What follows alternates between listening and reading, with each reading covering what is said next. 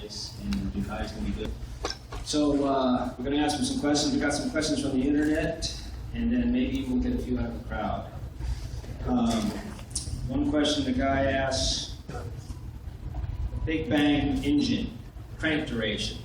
He says, is it more like a Yamaha used as a cross-plane crank? Do you like the power delivery? Is it easier to ride? Or is it more of a spinner motor? All right, yes. Our engine now is definitely more in the Big Bang area. Just with this amount of horsepower now, you need the power band. Also, you need something smooth for tire life. Though the Screamer on the right track, a big open track, say Malaysia or something, when it's grippy, could maybe have a little bit more potential. But for 18 races, riding in the rain, slippery, cold tracks, fuel consumption, the Big Bang is our choice. Well, that was my second question, which is the 800 versus 1,000. Everybody seems to like the 1,000 better because obviously it's not screaming as much. Is there anything about the 800 that would still be favorable to you now? No, that's pretty much it. I think most guys, everybody prefers the 1000s. Certainly, I mean, they're more fun to ride, they're more manageable, easier for the engineers as far as sometimes electronics are so important. Fuel consumption is easier and just more fun bike to ride. Great. Well, about the electronics, that's another good question. You know, everybody talks about it. All the street bikes nowadays come with electronics standard, and it's getting into the traction control, mapping, and all that. So you've been dealing with it for a long time. And what's your feel on it? Would you like less? Would you like it eliminated? Or is it sort of good where it is now where you can do what you want with it?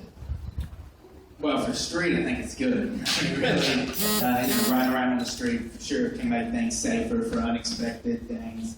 And for us, if it's not policed, we need it because, if people think, just turn the electronics down, you'll go faster. Well, no, you won't.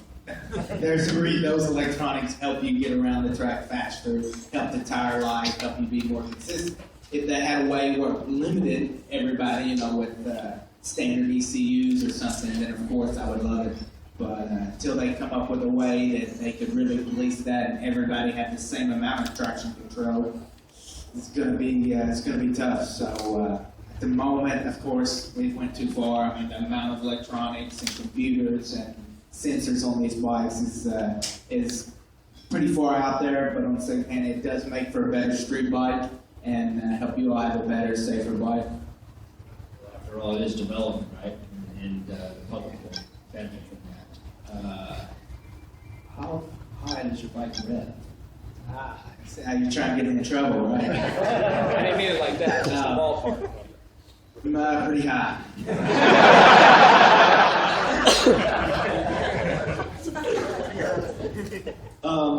Colin asks, when the riders are interviewed, they seem to all sort of give a, kind of generic answer. Yeah, we're finding a solution, or we had a good rhythm, or that, and then he says, with the sport that's so technically advanced and it relies a lot on the technical side of it, are the riders, maybe you included, just being more generalized or more, a little secretive about it, or safe about answering it? You don't really want to come out and say, yeah, I hate electronics, or yeah, this and that. Well, we're looking forward to a good weekend up at the gun.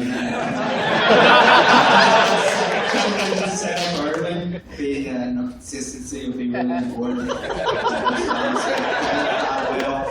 will on Saturday and have a good setup for Sunday and get a good start. Also, just try to ride my own race. I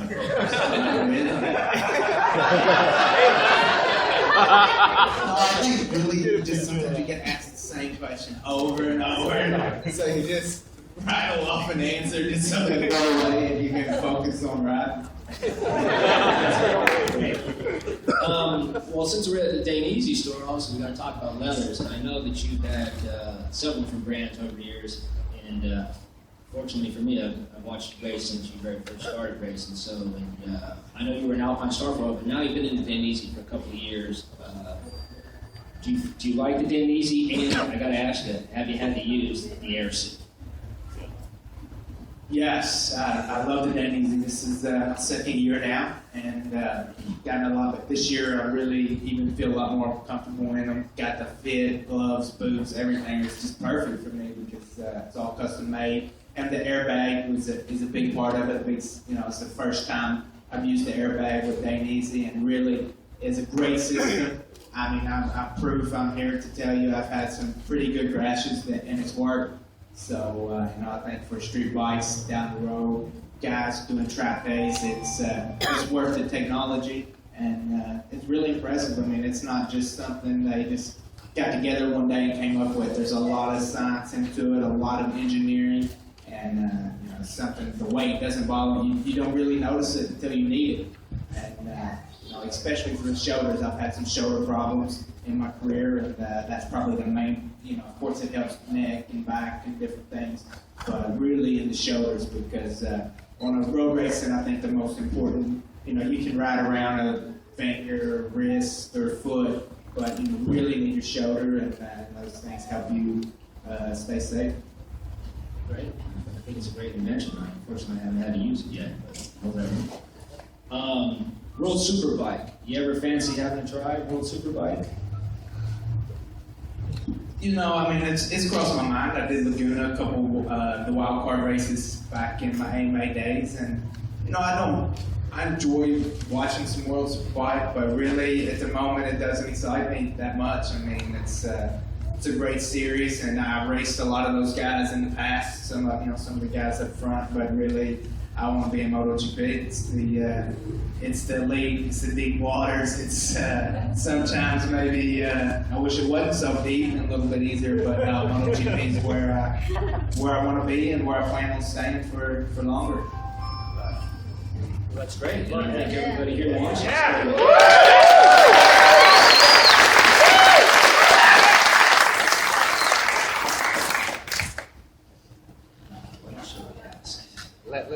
Maybe How about a couple of crowd questions? Yours were getting a little stale.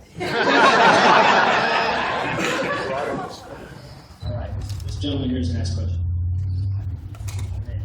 My name is Chris, and what was it like going to your first race? Were you really nervous? Were you think that you were prepared? And your first MotoGP race?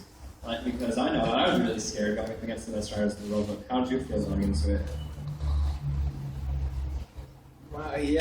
Scared, I don't know was maybe the right word, but was definitely didn't know what to expect. My first race was at Suzuka, a great track, which we could still go to that one. And, more just anxious to see what these guys were all about and do the racing. I mean, the big thing was obviously the bikes were different, the tracks were a lot different, but really a motorcycle race is, don't outthink it, just try to remember it's just a race, been doing it your whole life. And I would say pretty nervous, to be fair, yeah. How about this guy? We'll let you handle it. Let him come on up. All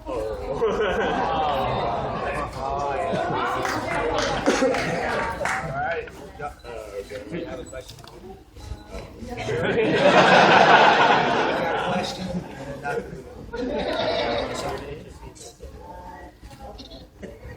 Our names are Tevin and Kylie.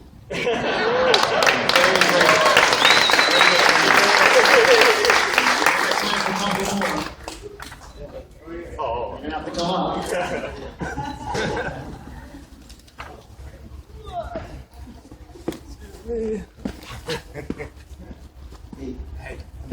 All right. So I was just watching the movie Fastest, and Ewan McGregor kind of introduces it like teammates is a deceptive word, but Ducati seems to be doing it a little bit different these days. So how is the team dynamic? Do you guys really work together, share engineers? I know other teams are really super competitive between the two. How is it in Ducati? Pretty competitive. Of course, we really want to beat each other. On the other hand, yes, we do share some engineers. Our tire engineer works on both sides of the garage. Certain electronics guys will do, if they only have a small part of one sensor, that'll be both guys. And sometimes even the Primac bikes but you definitely want to be your teammate. That's just the way it is. Of course, my teammate happens to be a Rossi guy, so it's not always easy to beat on Sunday. But for me, I love having him as a teammate because at the moment, because the bike's maybe not that, isn't the best bike, but so you sometimes measure yourself against your teammate. And it's competitive, but when we do go testing and different things, of course, we share information, and me and Valley have a great relationship and get along good, respect each other, but certainly on Sunday, it's the first guy you want to beat, especially last week in Motogp, his home race. And it's not an easy track, and I mean, the whole race, like 0.1, 0.1, 0.1, or 1.1, and I know if I let him get under a second, he's there, and he don't want me to beat him anywhere, but not in his home. And I really want to beat Rossi in Motogp because he won there, I think, 5 years in a row. So I want to beat him at his track on the same bike, and unfortunately came up a little bit short, but that was more my fault. Instead of defending him, I thought to go for the podium and not get caught up in blocking and just protecting my position. So I was good, and I hope me and him are teammates a few more years, to be honest. I think that was an Rossi alarm that just went off. 1.1 was too much. How about you back there? Come on up. We got time for a couple more. Let's make it quick.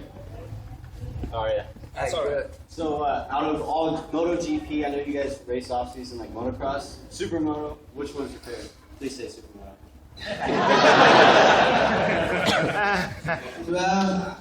My favorite's Motogp. I mean, I like bikes, I like flat track, this and that, but on the right day when a Motogp bike is working and everything's going, it's the best in the world. So. But supermoto's fun, right? Yeah, no, it's great training, and I'm not sure why it's hadn't really caught on bigger in America, because it really is a unique sport, and I know with the economy hadn't been easy, but I think supermoto is gonna sometime make another comeback. All right, awesome. Cheers. All right, we got another youngster. Are you going to ask a question? Yeah. All right. You don't have a sign for me? Sure. Swamps out. What's your favorite track? My favorite track is, truthfully, I know you probably think I'm just playing up to the crowd here, but in a second. So it is a great track. It's a tough track, can be very technical, and but I've had good results there. It's my home race, and even in my AMA days, I won my first superbike race there. I won my first AMA super sport race there, and the corkscrew. I mean, other tracks around the world, people say, "Oh, we got this corner. It's kind of like the corkscrew." Like we went to Aragon and then no. That's a chicane. That's a little. That's not the corkscrew, because the corkscrew is completely different. I mean, the elevation change there is really gnarly. So I would say Laguna is definitely my favorite track, and I say that even if I'm in Japan or in Australia. That's the same answer. Last question. Which one would you pick? All right, the guys behind us. I'm going to give them a chance. On the off season, when you're with your family, who's competitive out of you and your brothers? I'm gonna say all of us, even my sisters, are pretty competitive. Yeah, it's a draw, really. I mean, I guess it depends on what we're doing, but yeah, I'd say we're all pretty competitive. Who wins? Yeah. All right. How much shit talking around the dinner table? We're going to take a break for a minute. He's got to go back in the office and get a drink of water or something, and he'll be out to sign some autographs, I believe. So I want to thank you all for coming out again.